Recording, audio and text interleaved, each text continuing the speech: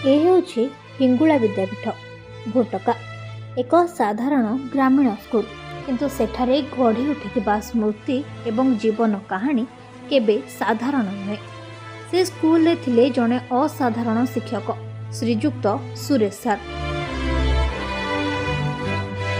निजर BA B.Ed शिक्षा अध्ययन सारी 1992 मसीहा नवेम्बर 19 तारिख रे हिंदी भूगोल एवं इतिहास शिक्षक भावरे आम विद्यालय सह जोड़ी होइथिले।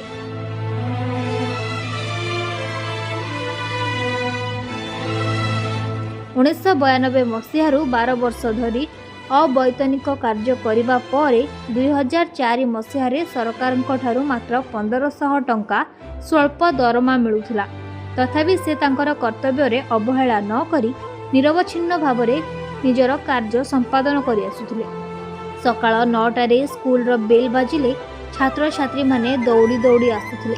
माटीर रास्ता हातरे बही और छोट थली से थिला सेमानंकर दैनंदिन जीवन। स्कूल प्रांगण रे पाद रखिबा सहित सेमानंक दृष्टि पड़ुथिला सुरेश सारंक प्रवेश उपरे। सार सदा सरल कला एवं धला पोशाक पिंधिथिले। हातरे एक चक और खाता। तांको मुहरे थिला शांति एवं चक्षुरे ज्ञानर आलोक। हिंदी पीरियड हेले सार कहूथिले भाषा केवल पढ़िबा पाई नुहे अनुभव करिबा पाई। से कविता पढ़ाइले प्रत्येक शब्द को जीवन दे दउथिले। छात्र माने केवल शुणु नथिले से माने अनुभव करुथिले। भूगोल पढ़ाइबा समय रे सार केबे मात्र मानचित्र रे सीमित रहनथिला। से छात्र मानंकु बाहर को नहीं जाउथिले। एही माटी को देख, ए हेउछि तुमर पृथ्वी। से बुझाउथिले किपरि नदी बोहे, किपरि पहाड़ तैयारी हुए एवं मनीष एहा सहित किपरि जड़ित। सुरेश सार केवल पाठ पढ़ाई नथिले, से सिखाइथिले सत कहिबा, बड़ मानंकु सम्मान करिबा, जीवन रे श्रम करिबा। से कहूथिले पढ़िले तुमे काम मिलिबो किंतु भल मनीष हेले सम्मान मिलिबो। से प्रत्येक छात्रंकु निज पुओ झियो भाबी देखुथिले। जो माने दुर्बल सेमानंकु अलगा समय देउथिले। जो माने दुखित सेमानंक सह कथा हेउथिले।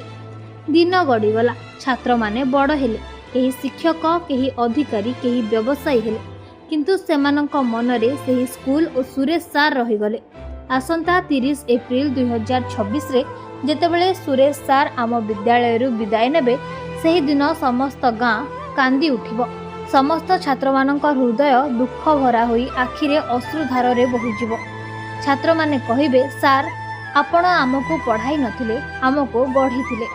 हिंगुला विद्यापीठर भोटकार से साधारण स्कूल रहिबो किंतु सेठाकार गछ, माटी, पवन, पाठागार एवं श्रेणी कक्ष सबु सुरेश सारंक अभुला स्मृति को जोड़िबो। जणे शिक्षक नुहे, से थिले जीवन गढ़ीबार शिल्पी। प्रभु जगन्नाथ एवं माँ हिंगुलांक निकट रे समस्तंकर प्रार्थना सुरेश सार एवं तांको परिवार वर्ग सदा सर्वदा सुख शांति रे जीवन अतिबाहित करंतु। एही थिला आम प्रिय सुरेश सारंकर अभुला स्मृतिर कहानी।